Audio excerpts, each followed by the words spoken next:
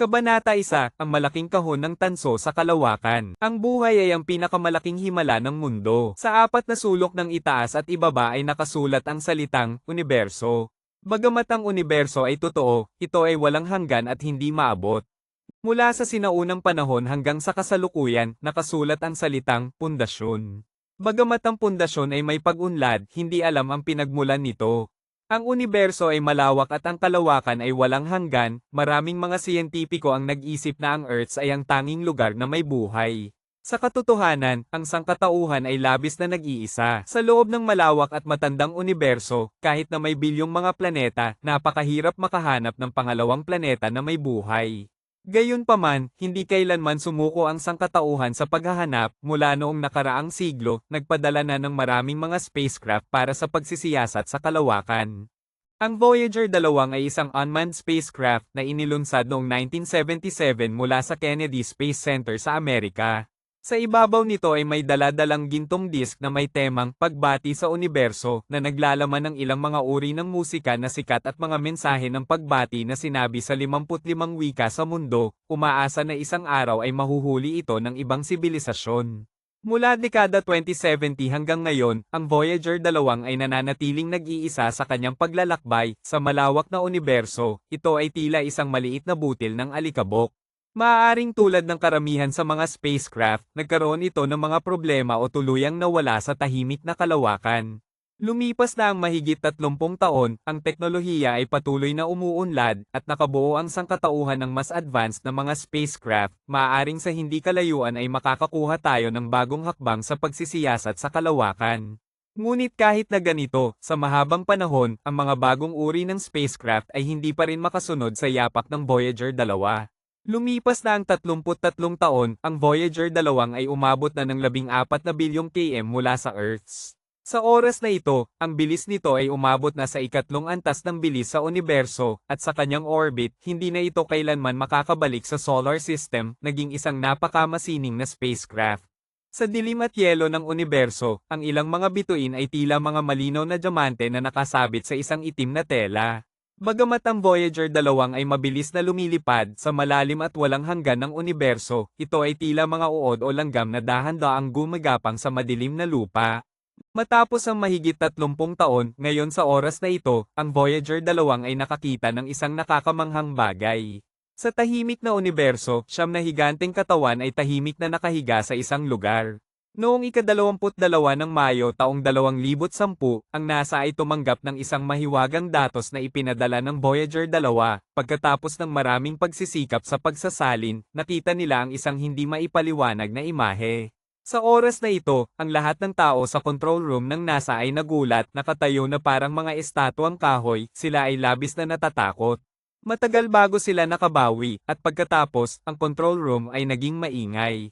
Diyos ko, ano ang nakikita natin dito? Paano ito posible? Hindi ito kapani-paniwala. Ang Voyager 2 ay matagal nang walang kontrol, tanging patuloy na umuusad. Matapos may padala ang mahiwagang datos, nagmadali itong lumipad sa madilim na espasyo, mas malalim pa sa madilim na kalawakan. Dahil ang espasyong ito ay napakalayo, kahit na may malaking natuklasan, at nakakuha ng isang nakakagulat na imahe, ang sangkatauhan ay walang magawa. Ang grupong ito ng mahiwagang impormasyon ay hindi na ipahayag sa labas. Pagtatapos, ngunit minsan ang mga pangyayari ay hindi nangyayari ayon sa inaasahan ng lahat. Ano man ang mga kagamitan sa pagmamasid at pagsisiyasat sa kalawakan, o ang mga siyentipikong pag-aaral ng buhay at pisika, o ang mga space station na may mga natatanging kondisyon.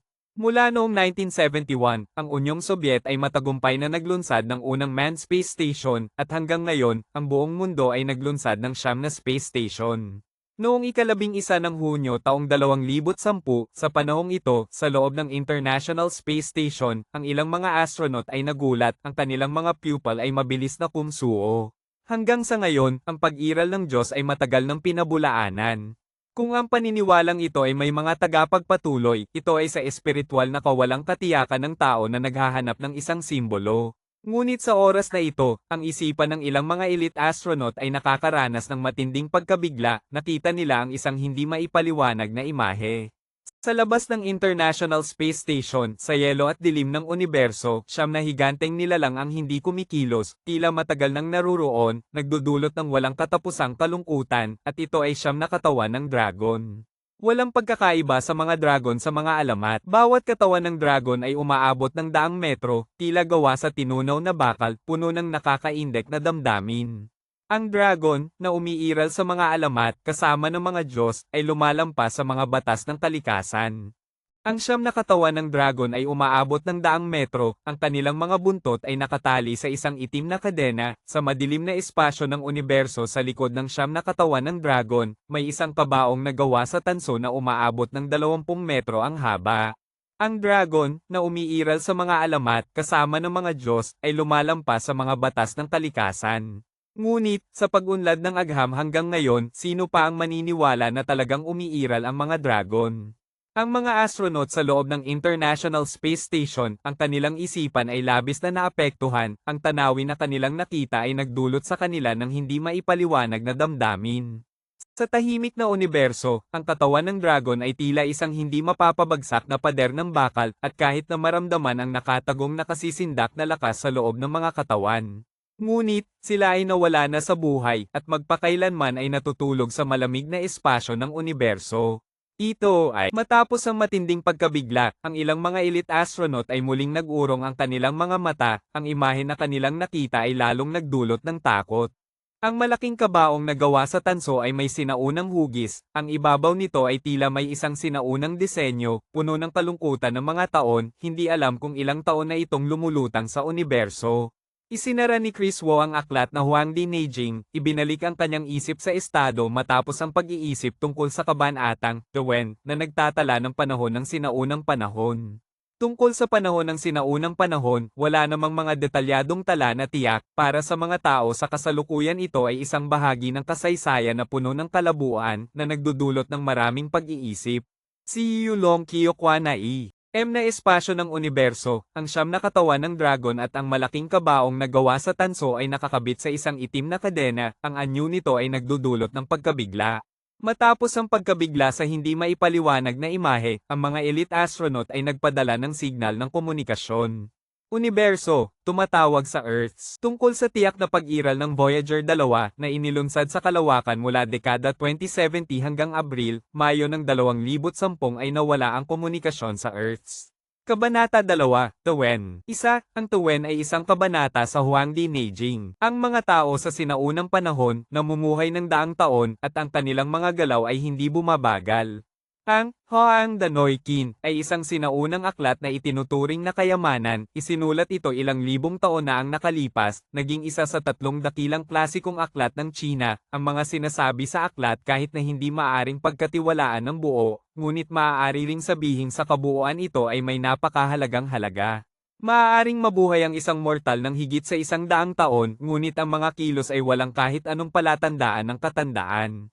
Tungkol sa kabanatang TVN na nagtatala ng isyo ng edad ng mga sinaunang tao, natural na hindi maaring pagkatiwalaan ng isang modernong tao tulad niya.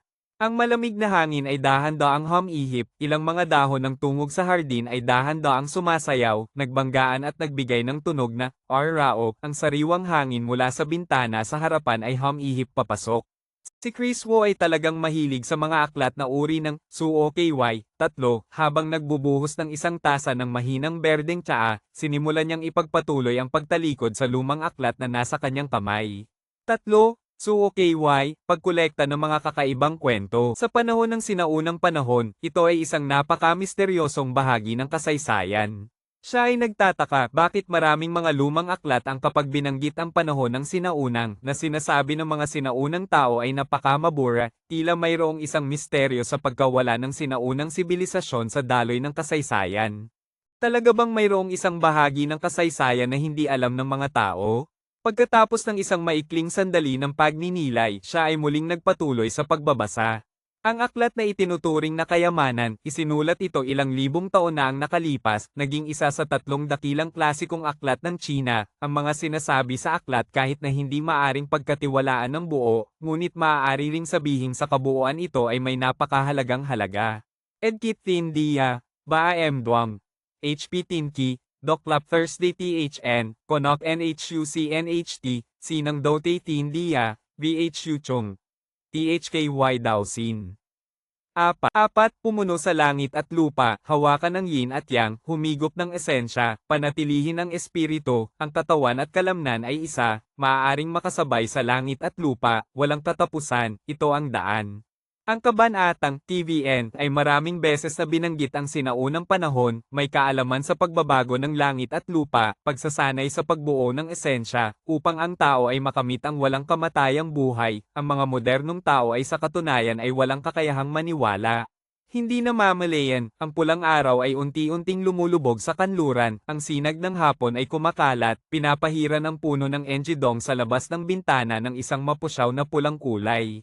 Ipinagpapaalam ni Chris Wu ang aklat na Haang Danoykin, naghahanda na sumali sa isang pagtitipon ng klase kasama ang mga kaklase.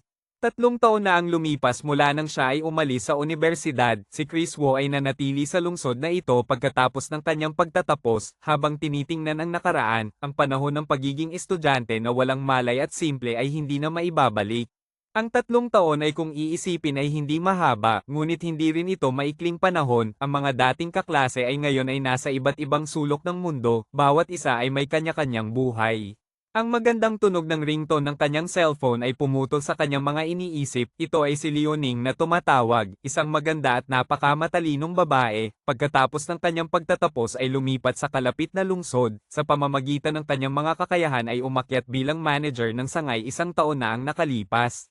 Nang kanyang pinindot, ang magandang tunog ng ringtone ng kanyang cellphone ay pumutol sa kanyang mga iniisip, ito ay si Leoning na tumatawag, isang maganda at napakamatalinong babae, pagkatapos ng kanyang pagtatapos ay lumipat sa kalapit na lungsod, sa pamamagitan ng kanyang mga kakayahan ay umakyat bilang manager ng sangay 1 taon na ang nakalipas. Nang kanyang pinindot ang sagot sa tawag, agad niyang narinig ang boses ni Leoning na nagbibiruan, noong siya ay nag-aaral sa universidad ay ipinakita na niya ang napakahusay na kakayahan sa pakikipag-ugnayan, madali siyang makapaglapit sa iba.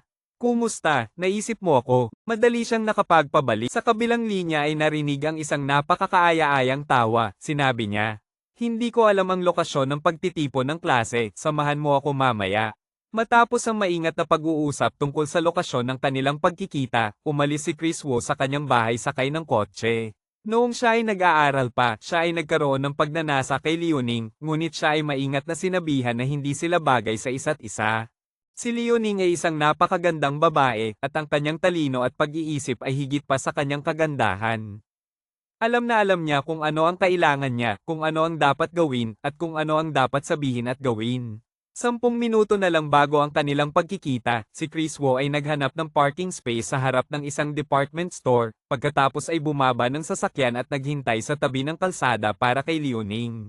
Ang buong lungsod ay nalulumbay sa sinag ng hapon, maraming mga gusali ang nababalutan ng isang liwanag na kulay ginto, habang ang mga sasakyan ay dumadaloy sa kalsada na parang tubig, at ang mga tao ay nag-uusap at naglalakad ng sunod-sunod. Pagkalipas ng 7 o 8 minuto, isang Toyota ang huminto sa tabi ng kalsada, at lumabas ang isang magandang mukha, si Leoning ay bumaba ng sasakyan. Si Chris Wu ay lumapit, ngumiti at nagsabi, may sarili ka pang sasakyan na nagdadala sa iyo. Huwag mo akong gawing biro, wala akong sariling driver, kaibigan ko yon si Vandar. Matapos ang 3 taon mula nang magtapos, kahit na may konting ugnayan pa sila, nagkita lang sila isang beses 2 taon na ang nakalipas. Si Leoning ay nananatiling kasing ganda ng dati, nakasuot ng simpleng damit, ang kanyang masikip na maong ay sinamahan ng isang purple na blouse, na nagbigay diin sa kanyang mga nakakaakit na kurba, napakamaamo at kaakit-akit. Matagal na tayong hindi nagkita, kumusta ka? Ang kanyang buhok ay nakalaylay sa kanyang mga balikat, may kintab at itim, na parang makikita ang refleksyon dito, may mga mata siyang parang uwak, ang mga pilik mata ay mahahaba at bahagyang nakaturo sa unahan, natural at kakaiba, nakakaakit at nakakaantig. Ayos lang, talaga ba? Ngumiti si Leoning, ang kanyang mga mata ay kumikislap, ang kanyang mga labi ay napakaakit, talagang nakakaakit. Talaga ba? Mga nakakaakit na kurba, napakamaamo at kaakit-akit. Sa puntong ito, ang Toyota ay huminto sa tabi ng kalsada, at sa driver's seat ay lumabas ang isang pamilyar na mukha, si Vandar, isang dating kaklase. Siya ay nanatili sa lungsod matapos magtapos, katulad ni Chris Wu. Ngunit siya ay mas mapalad dahil may koneksyon at nakapagpatayo ng isang kumpanya na hindi masyadong malaki at sa kanilang mga kaklase siya ay itinuturing na matagumpay. Kahit na nasa parehong lungsod sila, halos wala silang ugnayan ni Chris Wu. Ang pangunahing dahilan ay nagkaroon sila ng hindi pagkakaintindihan noong sila ay nasa kolehiyo. Hindi bumaba si Vandar mula sa sasakyan, ngumiti siya ng bahagya at nagsabi, matagal na tayong hindi nagkita. Oo nga. Sana makapagkita tayo sa ibang pagkakataon. Nakita ni Chris Wu na hindi bumaba ang kanyang kausap mula sa sasakyan, kaya't siya ay tahimik na nagtanong. Sasakay ka ba? Sasakay ka ba? Para sa ganitong uri ng pagmamaliit, si Chris Wu ay tamad na makipagtalo, kaya't sumagot na lang siya ng oo. Si Liuning, isang matalinong babae, ay natural na nakaramdam ng tensyon sa paligid, kaya't ngumiti siya kay Chris Wu. Katatapos ko lang magmadali dito, ang mga kaklase sa lungsod na ito ay tumawag at nagmamadali, sumakay na tayo sa sasakyan ni Vandar. Hindi pa nakapagsalita si Chris Wu, si Vandar ay nagsalita na, nag-aalala, pasensya na, may nauna na akong kasunduan sa dalawang kaklase sa kalsadang iyon, mukhang kulang ang upuan. Walang problema, mauna ka na, darating ako pagkatapos. Pagkatapos sabihin ito ni Chris Wu, lumingon siya kay Liuning at ngumiti, sama ka sa akin, o kaya. Si Liuning ay nag-atubili ng kaunti, ngunit si Vandar ay nagmadali, si Leo, ang magandang babae, ay mauuna sa sasakyan ko, kung hindi, baka tanungin ako ng mga tao hanggang sa mamatay ako. Matapos maghintay sa tabi ng kalsada ng ilang minuto, nagpakita si Liuning ng pag-aalala kay Chris Wu, ngunit sa huli ay sumakay pa rin siya sa Toyota matapos magmadali si Vandar. Nang isara na ang pinto ng sasakyan, bahagyang narinig ni Chris Wu ang tunog ng pagmamaliit ni Vandar, ngayon ay rush hour, nakakakuha ng taxi ay talagang kakaiba. Pagkatapos, ang Toyota ay mabilis na umalis. Dati, si Chris Wu ay itinuturing na isang kilalang tao sa unibersidad, ngunit ngayon ay itinuturing na siya na umaasa sa ibang tao, na ikinukumpara kay Vandar, natural na siya ay medyo nadismaya. Para sa isang tao tulad ni Vandar, hindi siya magbibigay pansin, ngunit ang pag-uugali ni Liuning ay nagbigay sa kanya ng kaunting sorpresa. Gayunpaman, bawat tao ay may kanya-kanyang paraan ng pakikitungo sa mga tao, at sa mundong ito, syempre, hindi maiiwasan ang mga bagay tulad ng kapakinabangan, pagmamataas, at mga ilusyon, at hindi naman siya labis na nababahala. Ang pulang araw ay bumaba na sa likod ng abot-tanaw, parang dugo na dumadaloy sa abot-tanaw at unti-unting humuhupa, ang buong lungsod ay tila nababalutan ng isang makapal na itim na balabal, ang gabi ay malapit ng bumaba. Sa oras na ito, siyam na higanteng dragon ang humihila ng isang malaking kabaong na tanso sa kadiliman at lamig ng universo, ang tanawin na ito ay nakabibighani, at naruroon sa isang walang hanggan na lugar na hindi alam ng sinuman sa universo. Sa loob ng International Space Station, ang ilang mga astronaut ay nagpadala ng mga nakakagulat na balita pabalik sa lupa, naghihintay ng susunod na utos.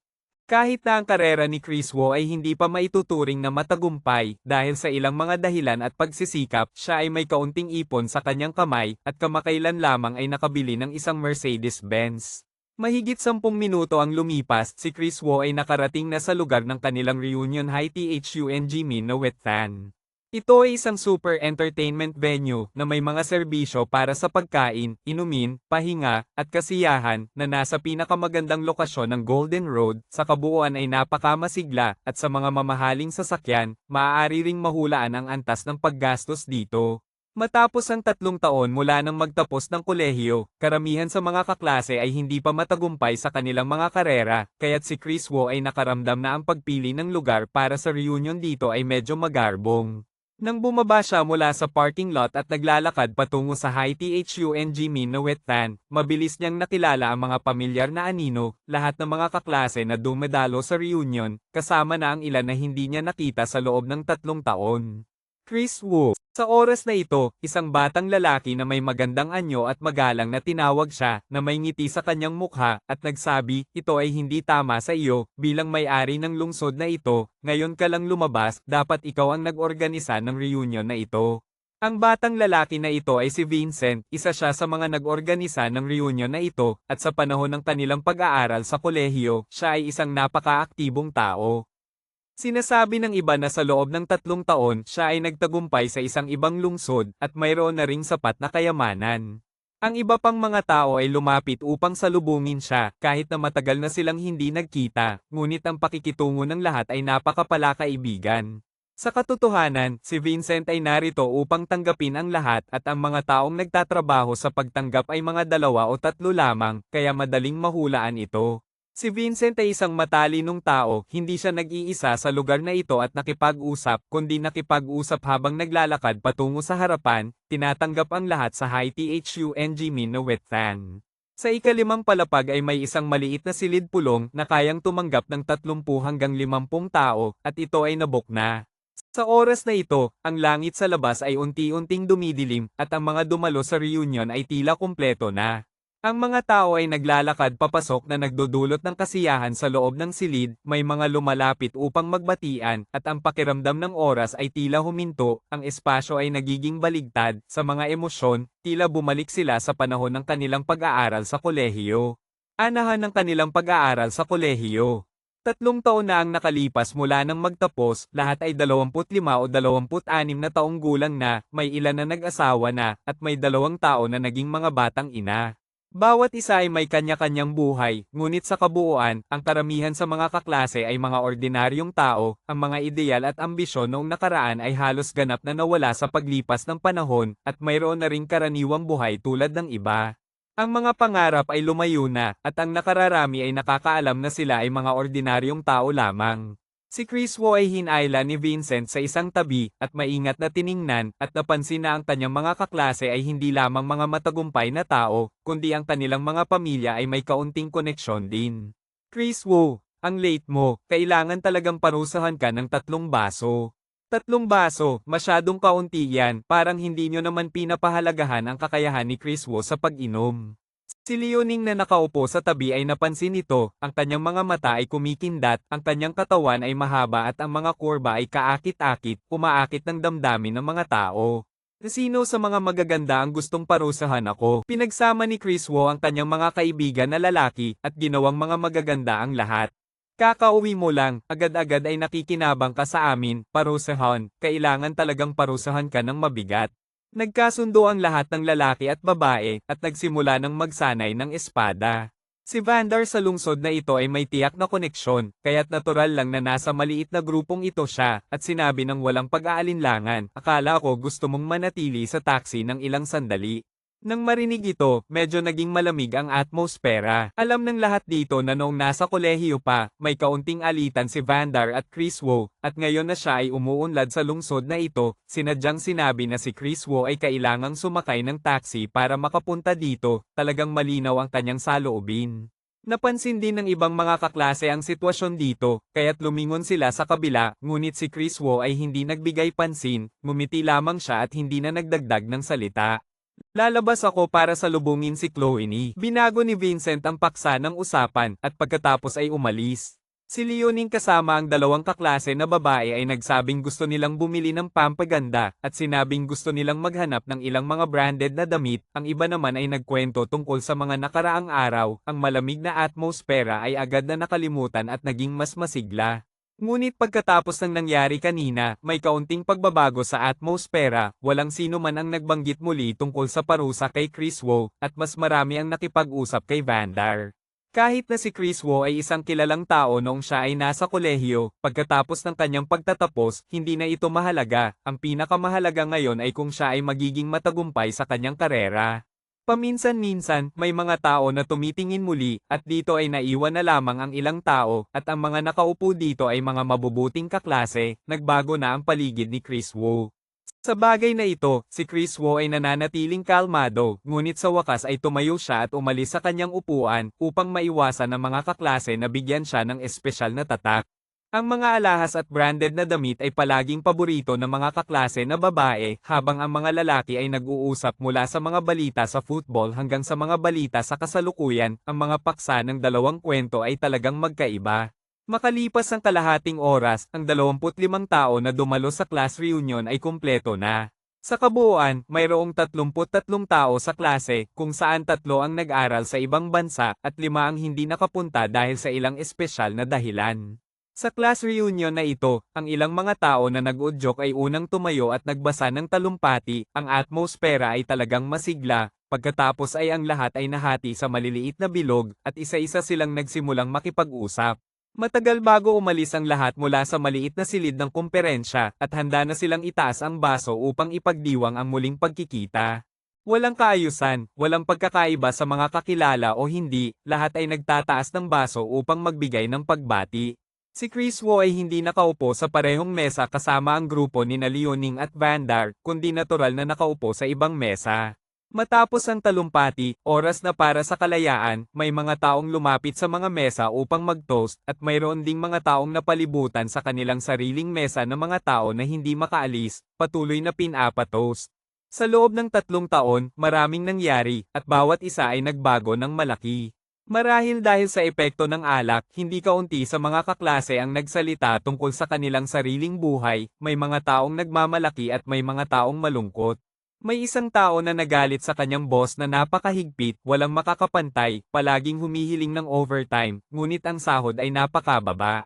May isang kaklase na babae na nagsabi na ang kanyang asawa ay isang tagapangasiwa ng isang sangay ng isang kumpanya, may isa namang kaklase na nagsabi na siya ay na-promote bilang Deputy General Manager ng isang kumpanya, at mayroon ding nagsabi na ang kanyang fiancé ay ang panganay na tagapangasiwa ng isang bangko. Ngunit marami ang tahimik matapos marinig ito, maraming tao ang hindi nasisiyahan sa kanilang buhay. Isa sa mga kaklase na babae ay mukhang napakapagod, may nagsabi na siya ay nagpakasal sa isang taong hindi niya mahal, at ang kanyang kasal ay hindi masaya, ang kanyang asawa ay laging lasing, may mga kaklase na bumisita sa kanya at nakita ang mga pasa sa kanyang katawan. Kung kailangan mo ng tulong, maaari kang lumapit sa akin anumang oras. Para sa babaeng ito na mukhang pagod, si Chris Wu ay may awa, naaalala pa ang kanyang pagiging inosente at mahiyain noong sila ay nasa kolehiyo, na sumisigaw at sumusuporta sa kanya sa labas ng basketball court. Mukhang hindi maganda ang kanyang buhay, siya ay malungkot ngunit nagpasalamat at tumango, mahinang nagpasalamat. Chris Wu, una, dapat mong baguhin ang iyong sarili. Ang nagsabi ay isang kaklase na ang asawa ay na-promote bilang Deputy General Manager ng isang kumpanya na hindi nag-atubiling magsalita dahil sa epekto ng alak. Tingnan mo si Vandar, gaano siya ka-successful. Ang mga kaklase sa mesa ay sabay-sabay na tumingin kay Chris Wu, at pagkatapos ay tumingin sa mesa ni Vandar sa malayo, kung saan naroroon ang mga matagumpay na tao. Chris Wu, hindi ko sinasabi ito sa iyo, noong nasa kolehiyo ka, talagang isang karakter ka, ngunit pagkatapos ng graduation, lahat ay nagbago, kung hindi ka magsusumikap, wala kang makakamit. Sa mesa na ito, may kaklase na ang girlfriend ay ang panganay na tagapangasiwa ng isang bangko na nagbigay ng opinyon. Nang banggitin ng mga tao sa mesa ni Vandar, may mga kaklase na nagkomento, kumpara sa panahon ng kolehiyo, ngayon ay hindi na sila makakapantay. Mayroon ding mga tao na nagalit sa buhay, labis na ekstremista, ang mga salita ng alak ay naglalarawan sa mga taong nakasuot ng mag-agarang damit na nagbabalik sa kanilang tagumpay, lahat sila ay mga taong nagmamalaki ng kanilang kapangyarihan. May isa pang kaklase na babae na nagbiro kay Chris Wu, na noong nasa paaralan siya ay lihim na nahulog sa kanya ngunit ngayon ay may kaunting panghihinayang, bakit hindi siya nagperso kay Vandar. Pareho pa rin ang lungsod, pareho pa rin ang mga tao, ngunit sa pagkakataong ito, ang ugali ng lahat ay nagbago ng malaki. Matagal nang bumaba ang gabi, ang mga ulap na kulay rosas ay lumitaw sa dulo ng daan, ang lungsod sa gabi ay puno pa rin ng walang katapusang buhay, ang mga matataas na gusali ay magkakasunod na nakatayo, parang gustong durugin ang langit. Ngunit kung titingnan mula sa kalawakan, lahat ng ito ay maliit at hindi mahalaga, tila isang sukat na parisukat lamang. Ito ay isang napaka-ordinaryong gabi, napakahirap tiisin, kaya ang ilang dosenang control room sa lupa ay ganap na nakatuon sa madilim na kalangitan. Sa loob ng nag-iisang kalawakan, ang siyam na katawan ng Long T, Dragon Corps, ay parang mga may kintab na metal, ang buong katawan ay natatakpan ng malalaking kaliskis na parang pamaypay, kumikislap ang liwanag. Ang dragon, na dapat ay umiiral lamang sa alamat, ay hindi dapat lumitaw sa mundo, ngunit sa oras na ito ay tila tunay na nakahiga sa kalangitan. Mula sa mga larawang nakuha mula sa madilim na kalawakan, ito ay nagdulot ng pagkabigla sa lahat na nagdulot ng takot. Ang napakalaking sungay ng dragon ay parang isang sanga ng puno na may pakiramdam ng napakalakas na lakas at misteryo. Ang katawan ng dragon ay mahaba tulad ng mga bundok, malakas at may kapangyarihan. Ang mga kaliskis ay parang mga kutsilyo, ang malamig na liwanag ay malabo, sa unang tingin ay nagdudulot ng malabong pakiramdam. Ang siyam na higanteng katawan ay walang buhay, ngunit para sa kamalayan ng tao, ito ay isang napakalaking dagok na sumisira sa mga nakagawian ng lahat. Chris Wu, paano ang buhay mo sa nakaraang 3 taon? Maraming tao ang talagang nagmamalasakit kay Chris Wu, nagtanong ng may pagkakaibigan. Ayos lang, ang buhay ko ay napaka-normal, walang mga espesyal na pangyayari sa nakaraang 3 taon. Sa mga sandaling ito, ang mga tao sa mesa ni Vandar ay bumalik din upang mag-toast, nagsabi ng maraming pagbati, ang lahat ay patuloy na nagtapik ng baso, napakamasigla. Dati, may mga tao na nagsabing parusahan si Chris Wu, ngunit ngayon ay hindi na siya iniinom ng hiwalay hanggang sa dumating sina Leoning at Vincent, bawat isa ay nag-toast kay Chris Wu ng isang baso. Sa puntong ito, marami na ang nolicing, nagsimula na ang lahat na kumanta ng karaoke, ang mga awit ay nagdala sa lahat pabalik sa panahon ng kanilang pagiging estudyante. Ilang tao ang minsang humanga sa iyong kagandahan noong kabataan, ngayon ay nalalaman ang kawalang pag-ibig ng mga taon, ilang tao ang minsang nasa tabi mo at pagkatapos ay umalis, ngayon ay nalalaman na may isang tao na palaging nasa tabi mo. Marahil dahil talagang nolicing na ang lahat, ang mga pares ng mga estudyante na minsang nagmahal sa isa't isa, sa kanilang pagtatapos ay napilitang maghiwalay, ay nagtinginan na walang sinasabi.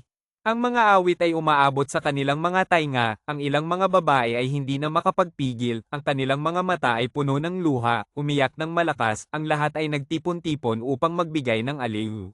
Dahil sa iba't ibang mga dahilan, pagkatapos ng pagtatapos, ang ilang mga pares na nagmamahalan ay hindi nagtagumpay, kahit na nagtagal sila sa pagmamahalan, ngunit sa huli ay walang resulta.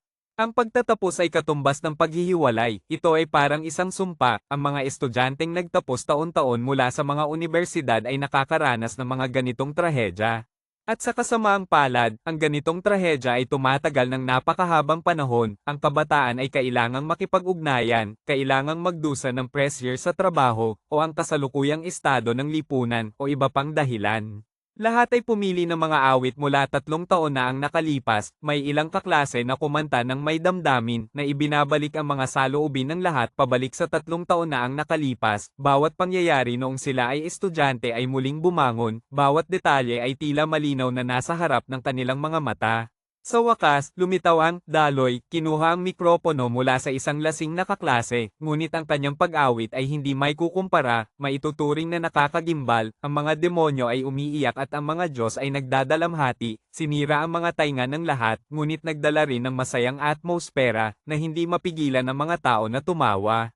Hanggang sa napakabuhat na ng gabi, umalis ang lahat mula sa High Thung Minawetan, may mga aktibidad bukas, bumalik sa kanilang lumang paaralan ng kaunti.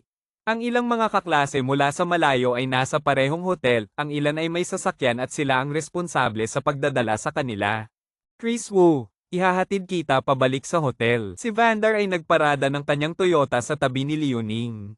Ang ilang mga kaklase ay nais sumakay ng taxi, ngunit ang mga sasakyan sa tabi ay limitado, kaya may ilang tao ang kusang sumakay sa sasakyan ni Vandar.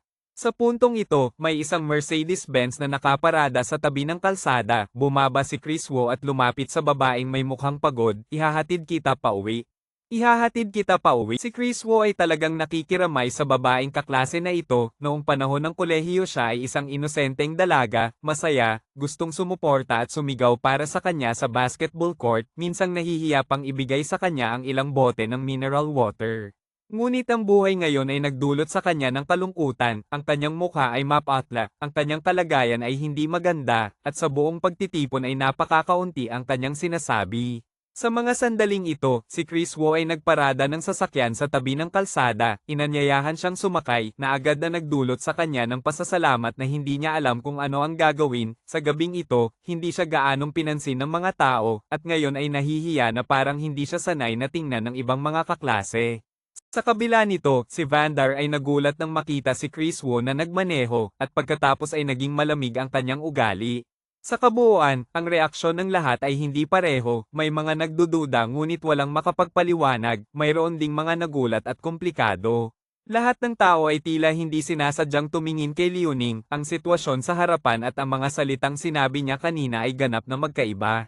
Sa sandaling ito, naramdaman ni Leoning na ang kanyang mukha ay nag-aapoy, parang siya ay tinampal ng masigla. Maraming tao na dati ay mapagpatawad at nagtuturo, kay Chris Wu ay labis na nahihiya, gustong magsalita, ngunit hindi alam kung paano simulan. Marami rin ang nalugmok sa pag-iisip o galit, lalo na ang mga taong dati ay nakasalo ng mesa at nag-inuman kasama si Chris Wu, lahat sila ay parang nakilala ang tunay na mukha ni Liuning. Sa pagkakataong ito, may dalawang tao pang dumating, bumukas ng pinto ng sasakyan at umupo, sila ay mga kaibigan na labis na malapit kay Chris Wu. Unti-unting umalis ang Mercedes-Benz kasama ang ilang tao, habang marami sa mga tao ay hindi pa rin nakakabawi. Ang katawan ni Liuning ay nanatiling matigas, sa harap ng mga kakaibang tingin ng lahat, siya ay nakaramdam na parang may tinik sa kanyang likod. Sa sandaling ito, sa malalayong bahagi ng universo, sa International Space Station, ang mga astronaut ay may seryosong anyo, ang kanilang mga nerbiyos ay laging nasa estado ng tensyon, maaaring sabihing labis na nag-aalala. Sa loob ng yelo at dilim ng universo, siyam na higanteng bangkay ng dragon ay tila nakatagal sa panahon, ang malalaking kadena ng bakal ay nakabuhol sa kalangitan, lahat ay nakatutok sa malaking kabaong na gawa sa tanso, na nagdudulot ng pakiramdam ng walang katapusang kalungkutan at kawalang hanggan. Sa ilalim ng lupa, sa silid ng pulong, nagkasundo ang lahat sa estratehiya, kung sakaling may malaking pangyayari na mangyari, agad nilang sisirain ang siyam na bangkay ng dragon at ang misteryosong kabaong na gawa sa tanso.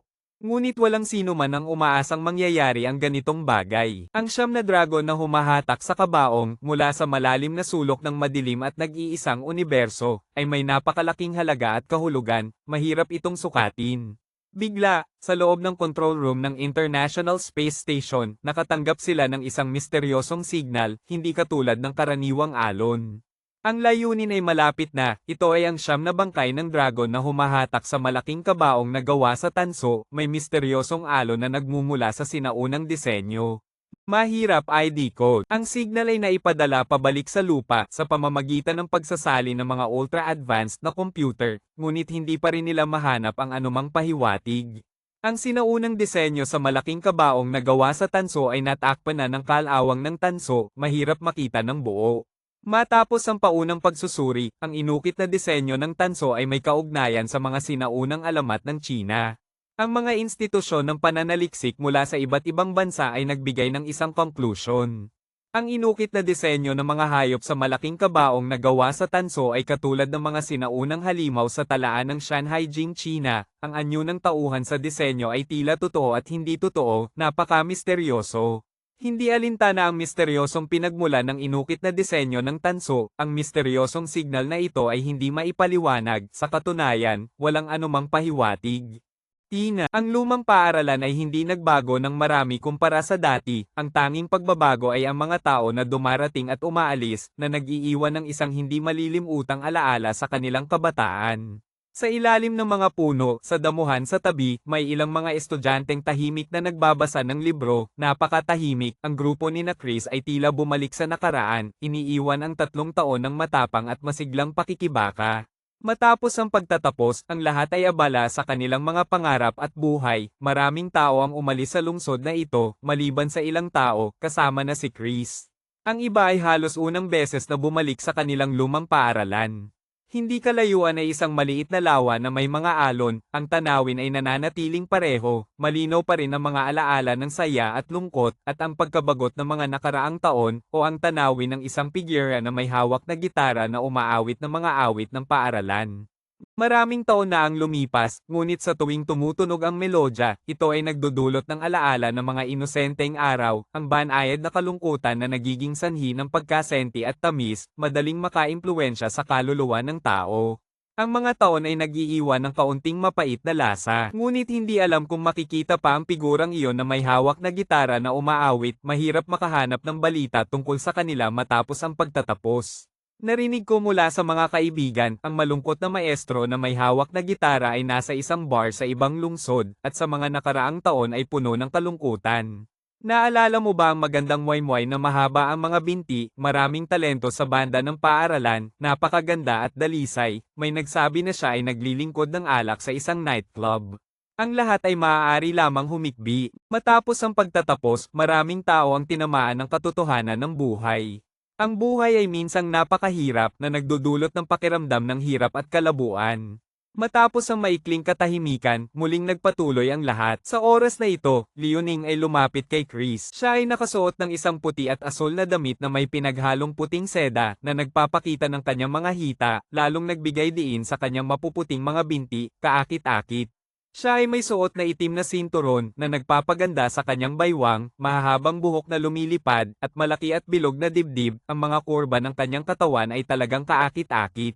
Maganda ang kanyang mukha, ang balat ay puti tulad ng nyebe, ang kanyang mga mata ay may pang-akit na sulyap, ang buong pagkatao ni Liuning ay naglalabas ng isang natatanging aura.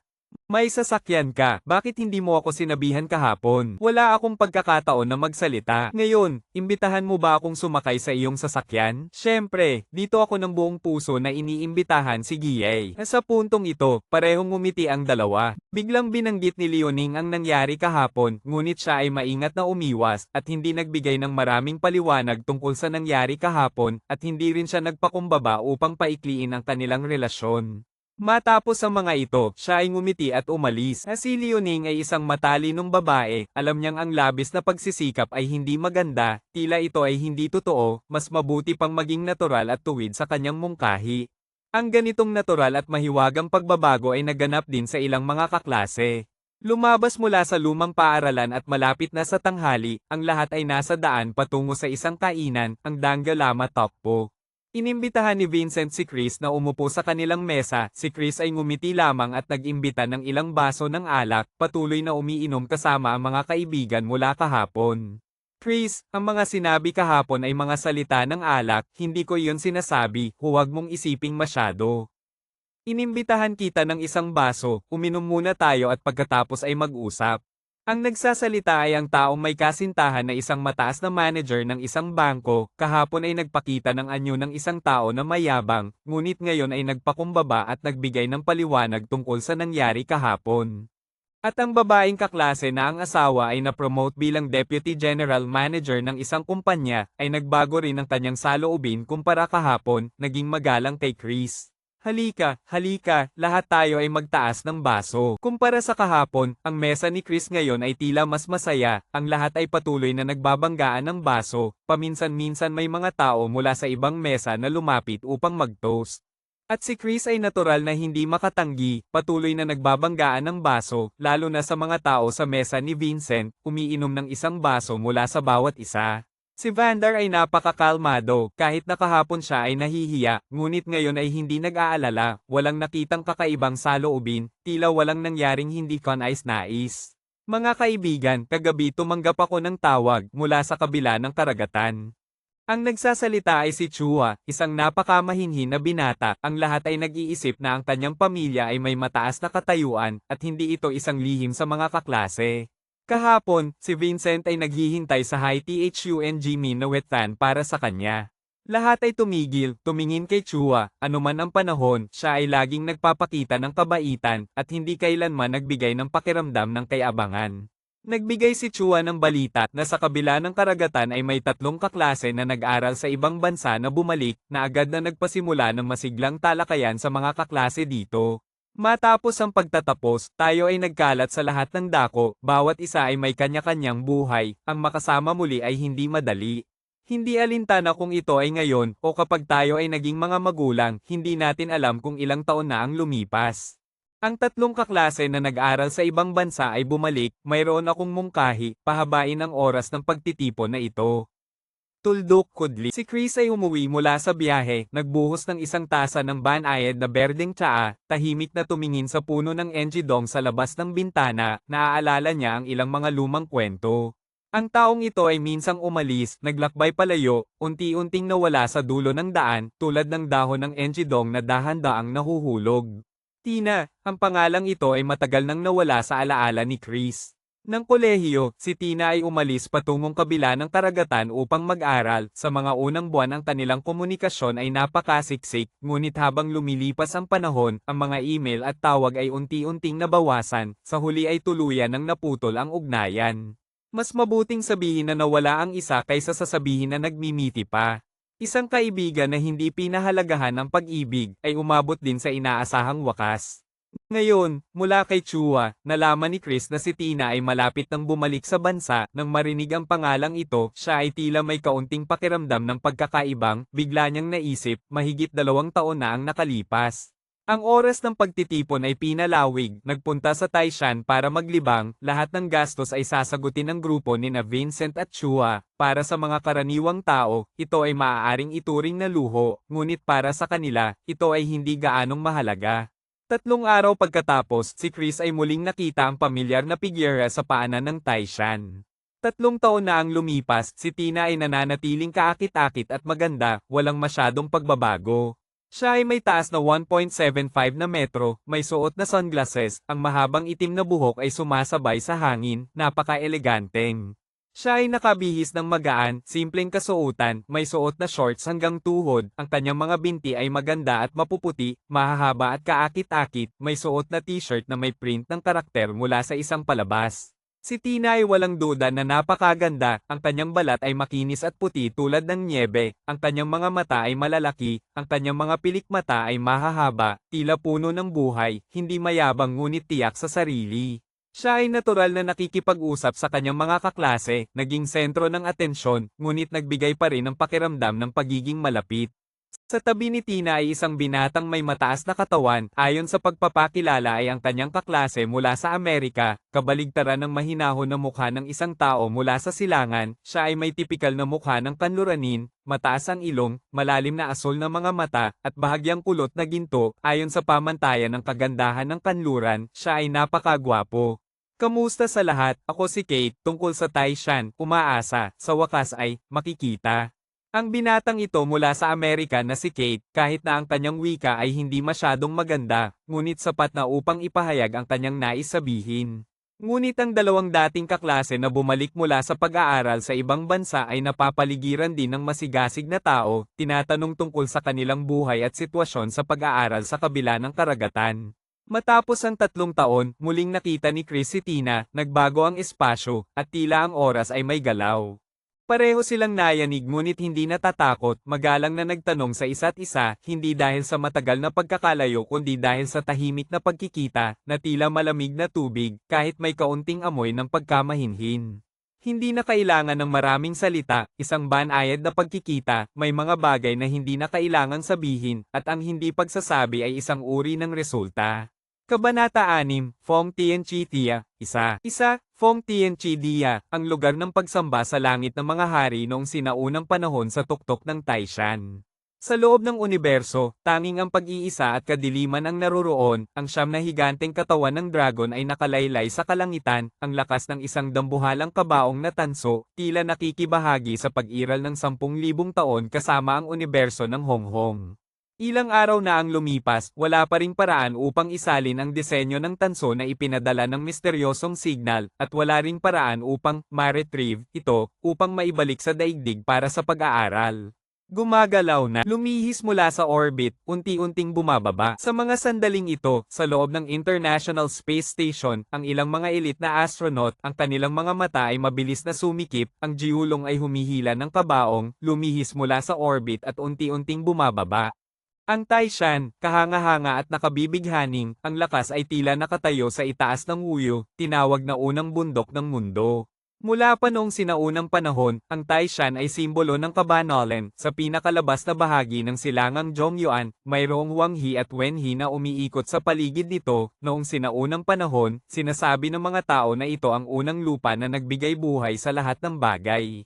Sun Mac Dai Vuchi, S Mac Si Vuchi, 2.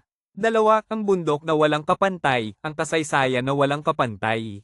Ang Taishan ay napakalawak at kahanga-hanga, mayaman sa kasaysayan, maaaring pag-aralan ang panahon ng San Juan Wudi, at maaaring lapitan ang lupa ng mga Diyos.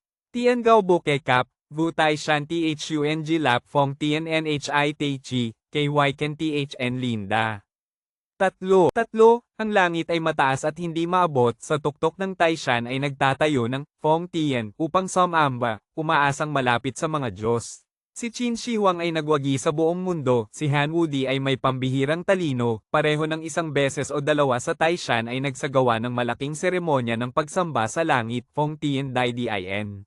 Bago pa man iyon, mas maaga sa sinaunang panahon, mayroong 72 mga emperador na nagsagawa ng Fong Tian sa Taishan. Ang mga sinaunang aklat na Tin Tien, Quan Ti, Fong Tian Tin, ay nagtatala. Tikvi Hawaii Ti Fong Tian, Taishan, Fok Hai Fong Taishan, Thn na ng Fong Taishan, Hoang de Fong Taishan, Niu Fong Taishan, Bu Fong Tin sa Taishan. Ang angka ng Tikvi Hawaii ay nag-Fong Tian sa Taishan, si Fok Hai ay nag-Fong Tian sa Taishan, si Thn Nanang ay nag-Fong Tian sa Taishan, si Hoang De ay nag-Fong Tian sa Taishan, si Niu ay nag-Fong Tian sa Taishan, si Vo ay nag-Fong Tian sa Taishan. Sa sinaunang panahon, ang mga banal na hari at mga sinaunang emperador ay hindi naiiba, lahat ay pumili ng Fong Tian, dito, na nagdulot sa Taishan na mapuno ng mga ulap ng misteryo, naglalabas ng walang katapusang aura ng kabanalan. Sa panahon ng Spring and Autumn, si Confucius ay bumisita sa Taishan, naghahanap ng mga labi ng Fong Tian Dial, ng noong sinaunang panahon, ngunit walang nakuhang anuman kaya't nagdalamhati. Ang mga tao sa hinaharap ay nakatuklas ng kaunting impormasyon. Sa ika-20 taon ng Republika ng China, si General Maria Rosa ay namuno sa hukbo na nakabase sa paanan ng bundok Tai, at sa hindi sinasadyang pagkakataon ay natuklasan ang isang makulay na altar na gawa sa lupa, kung saan may 2 set ng mga aklat na jade na nakatago sa ilalim ng lupa. Sa panahon ng sinaunang Qin at Qin, ang mga sinaunang emperador ay nagtipon dito upang mag-alay, at hanggang ngayon ay nananatiling isang misteryo, marahil ay hindi kailanman matutuklasan. Si Chris Wu at ang kanyang mga kasama ay nagpalipas ng isang gabi sa hotel, at sa ikalawang araw ay nagsimula silang umakyat sa bundok Tai. Sa grupo, maraming tao ang unang beses na umaakyat sa bundok Tai, at tanging sa pagdating lamang dito nila tunay na mararamdaman ang kalawakan at kadakilaan nito. Ang bundok ay may 3 antas ng heolohikal na estruktura na parang hagdang-hagdang palasyo, nakaharap sa hilaga, nakatingin sa timog, maaaring buksan ang bundok, bumuo ng daan patungong langit na mahigit 10 kilometro ang haba, na nag-uugnay sa gitnang bahagi ng bundok, umaabot hanggang sa tuktok. Sa malayo man o malapit, mararamdaman ang diwa ng kapangyarihan na nag-uudyok sa damdamin ng tao. Ang napakalawak na bundok Tai sa harap ay nagdudulot ng kakaibang ilusyon na naglalarawan sa sarili bilang isang langgam kahit ang mga bituin at buwan sa langit ay tila maliit at walang halaga. Ito ay isang nakakagimbal na pakiramdam na nagpapasigla sa kaluluwa ng tao. Habang nakikinig si Chris Wu sa mga kwento ng mga alay, lalo pang nagbigay diin ito sa mga pag-iisip ng tao na ang lahat ay nakatuon sa mga misteryosong bagay. Si Tina ay naglalakad kasama si Kate, hindi tumitigil sa pagsasalin at pagpapaliwanag sa kanya, ang batang Amerikano ay lalong namangha sa bundok Tai, kaya't hindi siya tumigil sa pagtatanong. Si Vander ay nag-isip at muling sumulyap kay Chris Wu, at muling tumingin sa 2 tao sa unahan, ngunit napansin din niya na ang saloobin ni Chris Wu ay tahimik na pinapabayaan ito, na walang ipinapakitang reaksyon, na nagdulot sa kanya ng labis na pagkadismaya. Sa katunayan, si Chris Wu ay wala talagang tiyak na ideya, kaya't siya ay nananatiling kalmado. Si Chris Wu ay nakabasa ng Huangdi Neijing, at naisip na ang mga sinaunang banal na hari ay nagtipon dito upang mag-alay, bigla siyang nagkaroon ng isang ligaw na ideya, maaaring talagang may isang sinaunang sibilisasyon na dati nang umiral at nawala. Kung gayon, ang panahong iyon ay walang duda na ang bundok Tai ay isang banal na lupa. Ngunit agad siyang umiling, naisip na ang mga nakaraang araw ay nakababagot, kaya't nagkaroon siya ng mga maling pag-iisip. Ang mga sinaunang pine ng bundok Tai ay lunti ang lunti, maraming mga agos ng tubig na dumadaloy, sa labas ay marangal at maganda, sa loob ay mazeland, at ang mga ulap na naglalaro ay nagdaragdag ng ilang bahagi ng misteryo at lalim. Isang tuloy-tuloy na pag-akyat sa unahan, sa tabi ng daan ay maraming mga tanyag na tanawin, mga estatwa ng Buddha, at mga batong inskripsyon, na nagdudulot ng walang katapusang paghanga. Mula sa altar ng pag-aalay, dumaan sa malaking templo ng emperador, patungo sa tuktok ng Jade Emperor, bumuo ng isang tuwid na daan na mahigit 10 kilometro ang haba, mula sa ilalim ng lupa, sa mundo, hanggang sa langit na tuwid na parang sinulid. Sa dapit hapon, sa wakas ay umakyat ang lahat sa tuktok ng bundok Tai, Jade Emperor Peak, tiningnan ang napakaraming bundok sa ilalim, at sa malayo ay nakita ang Yellow River, na nagbigay diin sa tunay na kahulugan ng tula ni Confucius na, umakyat sa bundok Tai at makita ang mundo na maliit, Deng Taishan Shao Tian Xia. O ang 2 taludtod ni Dante Puno, sa tuktok ng bundok, isang sulyap sa mga bundok, maliit, Wei Dang Ling Juding, Yilan Zong Shan Shao. Ang makatang ito ay nag-iwan lamang ng isang tula na walang kapantay. Sa puntong ito, ang araw ay unti-unting lumulubog sa kanluran, ang mga ulap ay nakabituin na parang isang makulay na liwanag, na kumikislap ng liwanag na parang mga mahahalagang hiyas. Ang ganitong tanawin ay hindi maiiwasang magpabighani sa sinuman. Bigla, sa abot tanaw ay lumitaw ang ilang itim na tuldok at pagkatapos ay lumaki na nagdadala ng mga tunog ng sigaw ng hangin at kulog. Siyam na higanteng halimaw ang bumaba mula sa langit na parang siyam na itim na dragon na bumuhos na nagdulot ng pagkabigla sa lahat sa bundoktay na nagtataka at nakatingin. Ito ay siyam na katawan ng higanteng dragon na humahatak ng isang malaking kabaong na tanso patungo sa tuktok ng bundoktay. Ang dragon, na umiiral lamang sa mga alamat kasama ng mga Diyos, ay namumuhay sa labas ng mga batas ng kalikasan. Ngunit, sa pag-unlad ng agham hanggang ngayon, sino pa ang maniniwala na ang dragon ay talagang umiiral? Sa bundok, ang mga turista ay natatakot, ang kanilang paghinga ay tila huminto kahit na nakalimutan ang sumigaw. Ang maikling katahimikan, pagkatapos ay nag-alab ang bundoktay, lahat ay nagpanik na tumakbo, patungo sa iba't ibang direksyon, umiiwas sa mga higanteng katawan ng dragon na papalapit. Ito ay isang nakakagimbal na tanawin, sa ilalim ng pulang liwanag ng dapit hapon, ang siyam na dragon ay humahatak ng kabaong, bumababa sa bundoktay. Ang mga sigaw ng takot, ang mga iyak ng kawalang kapangyarihan, ang lahat ay nagtatangkang tumakas. Ang siyam na dragon na humahatak ng kabaong, hindi bumababa agad, ngunit nang ito ay bumaba, nagdulot ito ng malakas na pagyanig sa tuktok ng bundoktay. Boom! Ang siyam na higanteng halimaw ay parang siyam na mabibigat na bundok na bumagsak na nagdulot ng pagkabasag sa Jade Emperor Peak, ang lupa ay nagkaroon ng malalaking bitak, mga bato ay nagkalat at alikabok ay naglipana. Ang sinaunang kabaong na tanso ay umingay ng clank, bumagsak sa tuktok ng bundoktay na nagdulot ng pagyanig sa bundok na parang nagkaroon ng lindol. Maraming mga bato ang nahulog mula sa bundok na naglalabas ng tunog na parang isang hukbo na umaatake. Maraming tao ang tinamaan ng mga nahuhulog na bato na nagdudulot ng pagdurugo, nahulog sa ilalim ng bundok, ang mga sigaw ng takot at pag-iyak ay walang katapusan. Ang pagyanig ay sa wakas huminto, ang bundok ay mabilis na kumalma, ngunit ang tuktok ng bundoktay ay matagal nang nag-ulo, maraming tao ang nahulog habang tumatakbo, na nagdulot ng labis na kaguluhan, maraming tao ang may mga sugat at nagdurugo, na natatakot na tumakas pababa sa paanan ng bundok. Ang siyam na higanteng katawan ng dragon na mahigit 100 metro ang haba, ang kalahating katawan ay nakahiga sa tuktok ng bundok, ang kalahati ay nakabitin sa bangin, na para bang isang pader na bakal, puno ng damdaming nakakagimbal, na nagdudulot. Ang Jade Emperor Peak ng bundoktay ay nagkabasag, ang lupa ay nagkaroon ng mga nakakatakot na bitak. Ang sinaunang kabaong na tanso na mahigit 20 metro ang haba, sa ibabaw nito ay may malabong sinaunang disenyo, puno ng damdaming pangungulila ng mga taon, may isang misteryosong presensya na dumadaloy. Apat tala, Vang Nhac Dufu, ngunit paano ang mga bundok?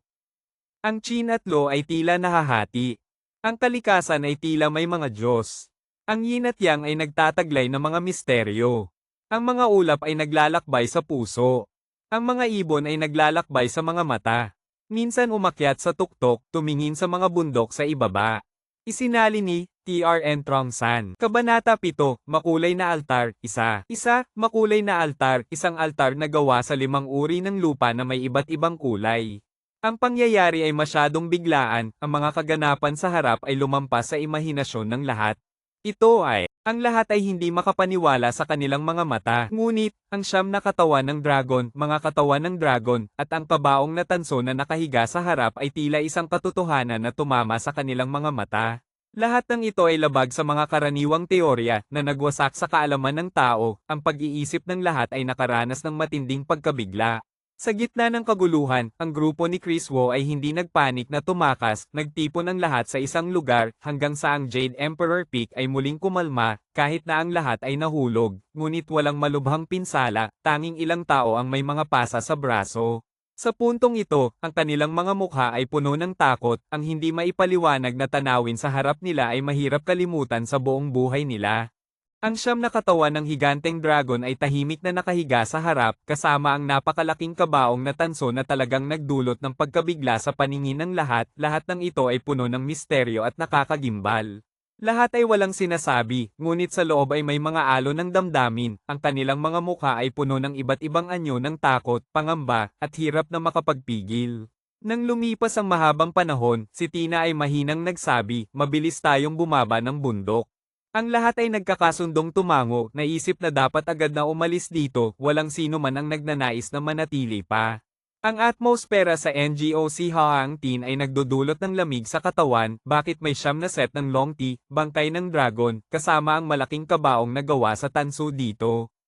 Bakit ito bumaba sa Tyson? Kahit na ang katotohanan ay nasa harap ng kanilang mga mata, mahirap itong tanggapin, kaya't ang kanilang mga puso ay puno ng pagkabahala. Sa ilalim ng pulang liwanag ng dapit hapon na parang dugo, ang NGOC Hangtin ay puno ng mga bitak, lalo na sa lugar kung saan nakalagay ang kabaong na gawa sa tanso, na nagresulta sa isang malaking hukay, na bumubuo ng mga bitak na may lapad na mga 2 metro, na parang sapot ng gagamba na kumakalat sa lahat ng direksyon. Isa sa mga bitak ay parang isang uod na gumagapang, umaabot sa ilalim ng mga paa ng mga tao, ngunit sa kabutihang palad, ang dulo ng bitak ay hindi umabot sa isang kamay, hindi pa nagiging isang bitak na lumalawak. Habang ang lahat ay naghahanda ng umalis, itinuturo ni Kate ang kanyang daliri sa unahan at nagsabi, ano ito? Sa lupa ay may isang piraso ng basag na jade na naglalabas ng liwanag sa ilalim ng sinag ng dapit hapon. Kahit na may kaunting takot sa kanilang mga puso, naglakad pa rin sila ng ilang hakbang pasulong, at nakita sa ilalim ng bitak na may lapad na isang siko ang isang sulok ng bilog na altar na nakalantad, ang basag na jade ay nasa itaas, na tila isang NGOC Thursday. Bakit ganito? May nakatago bang anuman sa ilalim? Ang bilog na altar na ito ay hindi rin malaki, simple at payak, gawa sa 5 uri ng lupa na may iba't ibang kulay, puno ng amoy ng mga taon, hindi alam kung gaano na ito katagal. Tumingin ka, may isa pang nandyan. Si Vincent ang naunang tumayo, may takot sa kanyang mukha, itinuturo ang mas malawak na bitak sa unahan. Sa ilalim ng malaking bitak na may lapad na mga 2 siko, may isang makulay na altar na gawa sa lupa, ang bilog na altar ay nawasak, at sa loob ay may isang piraso ng jade na lumalabas, ang ibabaw ay may maraming komplikadong mga simbolo at mga sulat, na hindi kayang kilalanin ng lahat. Nang ang lahat ay nagulat, sa isang iglap ay naisip nila ang 2 salita Fong Tian, malamang na ito ang Diyos na altar para sa pagsamba sa langit. Sa loob ng NGU Sakvintan ay may nakatagong isang piraso ng NGOC Thursday, ang Bok H. Tong niya sa panahon ng Silangang Han, si Bansi ay nagulat na, may mga nagsasabi na ang Fong Chi Entai ay Kim NNJNTHNG, may ilan ding nagsasabi na ito ay Thok N Kim THNG, at yon. At ang kanlurang Hana ESC ng Tumatin, SKY Fong Tian Thursday, ay nagulat din ng Fian DNGTHC, Kim and Thatch KY. Sa isang iglap, napagtanto ng lahat na sa ilalim ng mga bitak sa paligid, may mga NGU Saktatan, at ang bilang ay hindi kaunti, umaabot sa ilang dosina. Bawat NGU Sakti-Tan ay napakasinaunang, puno ng mga tanda ng mga taon, sa isang sulyap ay makikita na ito ay umiral sa maraming panahon, ang NGU Sakti-Tan ay maaaring may NGOC Fian o may batong batayan, ang ibabaw ay may mga nakaukit na sinaunang mga sulat na mahirap kilalanin. Walang sino man sa mga narito ang hindi nagulat, bahagyang nakakaramdam na ang mga set ng long tea, bangkay ng dragon, at ang kabaong na gawa sa tanso ay maaaring may kaugnayan sa isa't isa. Si Chris Wu ay mahilig sa mga sinaunang aklat tulad ng Yisu KY Lohay at mas nauunawaan ang iba't ibang Fong Tian kaysa sa marami, ang kanyang puso ay nanginginig na walang kapantay, kaya ba sa sinaunang panahon ng Tamha ang NGU. Ngunit, talagang ang 72 mga emperador ay nagdaos ng pagsasakripisyo dito. O ang alamat ba ay totoo? Kung hindi, paano magkakaroon ng ganitong karaming 5 kulay na alon? Tingnan ang mga nakasulat sa itaas, ang karamihan ay mga sundalo City Van, tila nagpapatunay sa hula na ito. Dapat sanang agad na umalis ang lahat, ngunit sa hindi nila namamalayan ay nahatak sila, umikot ng higit sa kalahating bilog patungo sa katawan na tanso, natatakot sa siyam na higanteng bangkay ng dragon, nagugulat sa sinaunang katawan na tanso na mahigit 20 metro ang haba, naguguluhan sa bawat isa sa mga NGU Sakti HN sa ilalim ng lupa. Tila walang panganib, ngunit ang mga long tea, bangkay ng dragon, na ito. Tuldok kudli. Matapos makalipas ang higit sa kalahating bilog, unti-unting nabawasan ang takot sa kanilang puso, ngunit ang isip ay may kaunting pag-aalala pa rin, nagpasya silang dapat nang bumaba ng bundok ng mas mabilis. Tingnan mo, sa loob ng pinakamalaking butas sa gitna ay may isang napakalaking Titan. Ang katawan na tanso ay bumagsak sa lupa na bumuo ng isang malalim na butas, lumipat ang lahat sa kabila ng malaking katawan na tanso, at nang tumingin sa ibaba ay muling nagpakita ng takot. Sa ilalim ng malalim na butas ay isang super na Titan, hindi ito itinayo mula sa putik, kundi ganap na gawa sa 5 uri ng NGU Saxi Thatch, matibay na kayang tiisin ang pagbagsak ng mahigit 20 metro na katawan, walang bahid ng pagkabasag.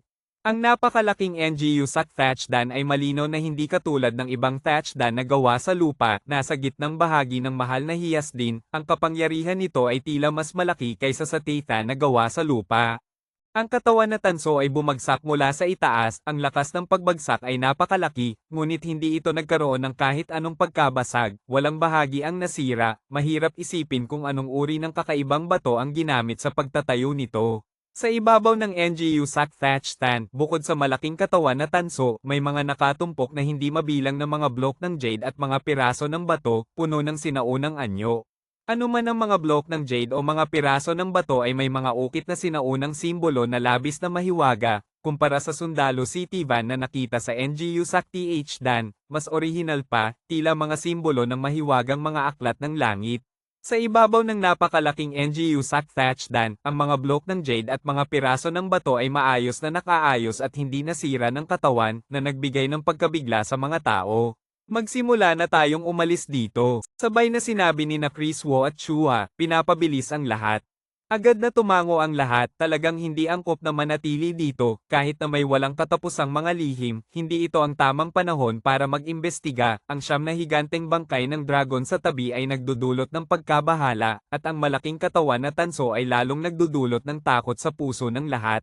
Nang ang lahat ay handang lumiko at umalis, isang babaeng kaklase ang sumigaw ng takot, ang bato sa ilalim ng kanyang mga paa ay nahulog sa malaking butas, kaya't hindi na siya nakatayo, nahulog siya sa ibaba. Mag-ingat. Isang lalaki ang mabilis na nag-abot ng kamay upang hawakan siya, ang ilang mga kaklase sa tabi ay mabilis na tumulong, sinusuportahan siyang hilahin pataas. Ang batong nahulog ay bumagsak sa ilalim ng malalim na butas na naglabas ng tunog ng hangin na. Pagkatapos ay, isang malakas na tunog na bumagsak sa NGU Saktedan. Ang super na touchdown ay agad na naglabas ng mga liwanag na NGU Sac, lahat ay nakaramdam ng isang napakalaking puwersa na bumabalot sa kanilang katawan, ang kanilang mga binti ay tila nakatali ng isang mabigat na bagay na napakahirap kumilos.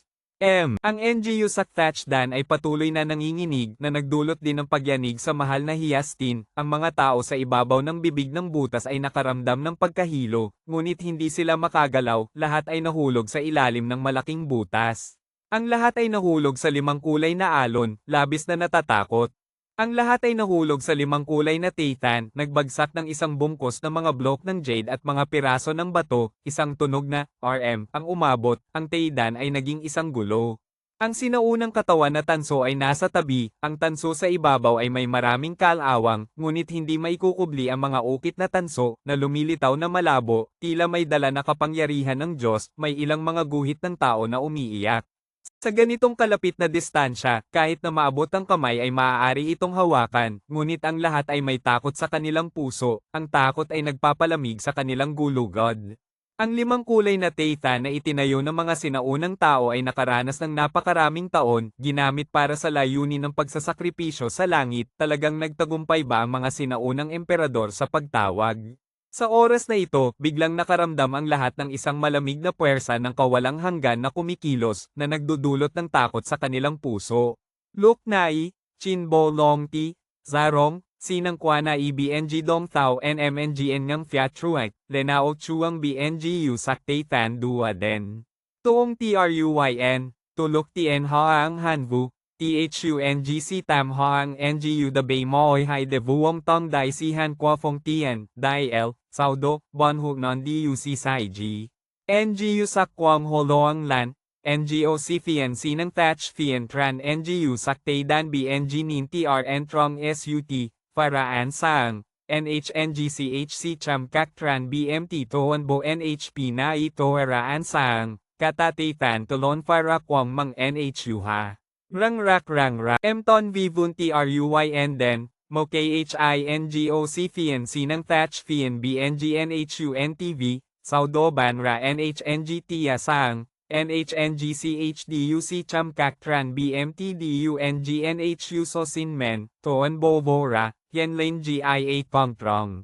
Rak, Rak, Sang NHIUCHC Parakwang Mang LPlan, Yenlin GIA Kongtrong, Saudo NHNG KHINGOC Fiancy ng Thatch Fian na Ibimoluong Gio NHETHI Kwa, Bientan Trobutan Vao Trong Hukong, Titika NHNGCH Tram CH Tran BMT Kua NGOC Fiancy ng Thatch Fian DU Datoa Koy Estro Ibuak.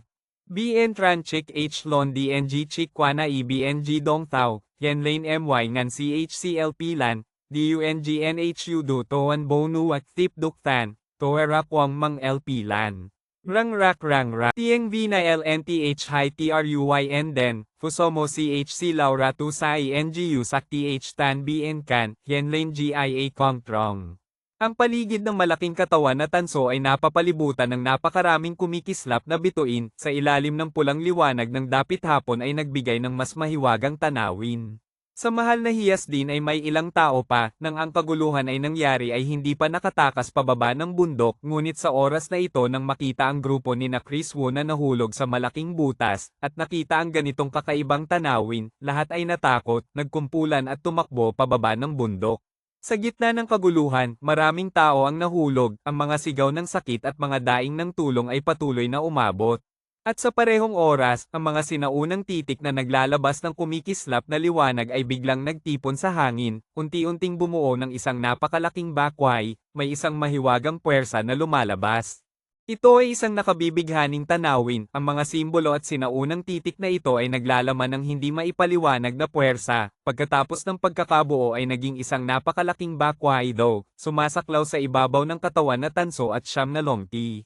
Gusto kong umalis dito. Sa ilalim ng butas, may isang tao na umiiyak na sumisigaw. Hindi tayo makagalaw. Tuldok Kudli. Ang lahat ay natatakot, ngunit wala silang magawa upang baguhin ang sitwasyon. Ito ay Tuldok Kudli. Sa sandaling ito, sa gitna ng bakwaido ay lumitaw ang larawan ng kabuuan, ang dalawang extremities ng isdang yin at yang ay nagsanib. Kahit sa makabagong panahon ng agham at teknolohiya ngayon, ang mahiwagang kahulugan ng larawan ng kabuuan ay hindi pa rin naipapaliwanag ng sinuman. May mga tao na minsang nag-base sa mga bituin upang kalkulahin ang kaugnayan sa bakwaido, gamit ang mga parameter ng astronomiya upang magsagawa ng mga kalkulasyon, at nakuha ang bilis ng orbit. Ang dalawang tao na nagtatag ng computer ay nagmula rin sa pag-aaral ng larawan ng kabuuan, daan-daang mga landas, ngunit isa lamang ang nagdala sa tagumpay.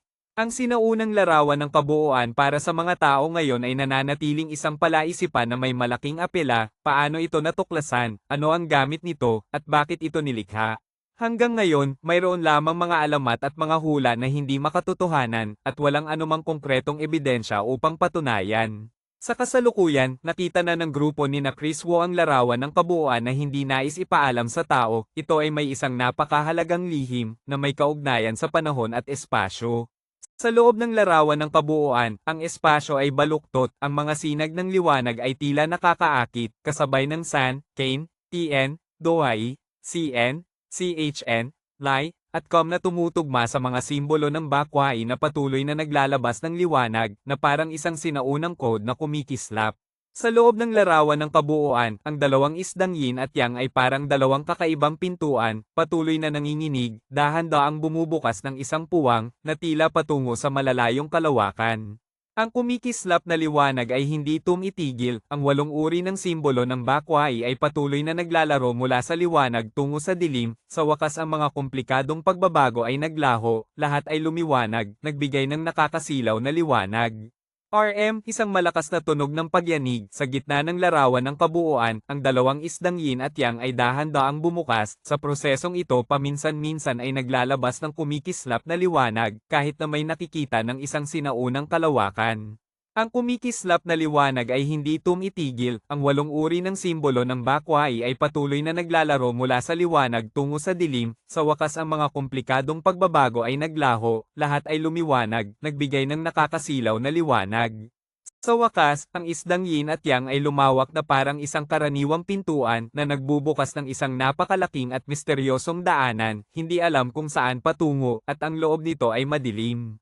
Kasabay nito, sa tuktok ng Taison, ang siyam na katawan ng higanteng dragon ay nanginginig, ang katawan ay umuugong, ang pagyanig ay unti-unting lumalakas.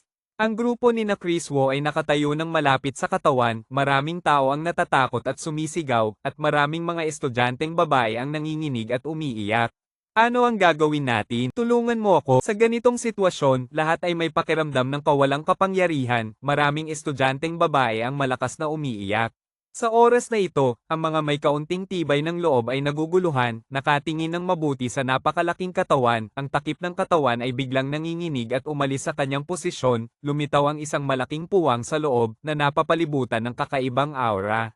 Loang Zoang, ang katawan ay muling nanginginig, ang takip nito ay halos nahulog, isang hindi nakikitang puwersa ang humihila sa lahat. Ay kaunting tibay ng loob ay naguguluhan, nakatingin ng mabuti sa napakalaking katawan, ang takip ng katawan ay biglang nanginginig at umalis sa kanyang posisyon, lumitaw ang isang malaking puwang sa loob na napapalibutan ng kakaibang aura. Loang Zoang, ang katawan ay muling nanginginig, ang takip nito ay halos nahulog, isang hindi nakikitang puwersa ang humihila sa lahat. Sa susunod na sandali, lahat ay nakaramdam ng pag-ikot ng mundo, at pagkatapos ay biglang naging madilim ang kanilang paningin, lahat ay pumasok sa loob ng katawan. Ha, tulungan mo ako. Ang ilang tao ay halos natatakot na mamatay, sumisigaw ng labis na takot. Ang siyam na katawan ng higanteng dragon na dati ay nakasabit sa pader ng bundok ay ngayon ay nanginginig, kasabay nito, ang katawan ay naglabas ng isang pagsabog, at pagkatapos ay muling nagsara. Agad, ang siyam na katawan ng dragon ay parang siyam na bundok na lumilipad sa kalangitan, kahit na hindi pa rin nagpapakita ng anumang buhay, ngunit dahan-dahan nilang hinahatak ang malaking katawan patungo sa madilim na misteryosong daanan na nilikha ng larawan ng kabuuan. Ang buong Taison ay matinding nanginginig, tila ang langit ay babagsak, ang mahal na hiyas ay nagbigay ng limang kulay na liwanag na tila nag-uugnay sa langit at lupa. Ang buong Taison ay matinding nanginginig, tila ang langit ay babagsak, ang mahal na hiyas ay nagbigay ng limang kulay na liwanag na tila nag-uugnay sa langit at lupa. Pagkatapos, ang araw na kulay dugo ay biglang nawala, ang tuktok ng Taison ay unti-unting bumaba, sa ibabaw.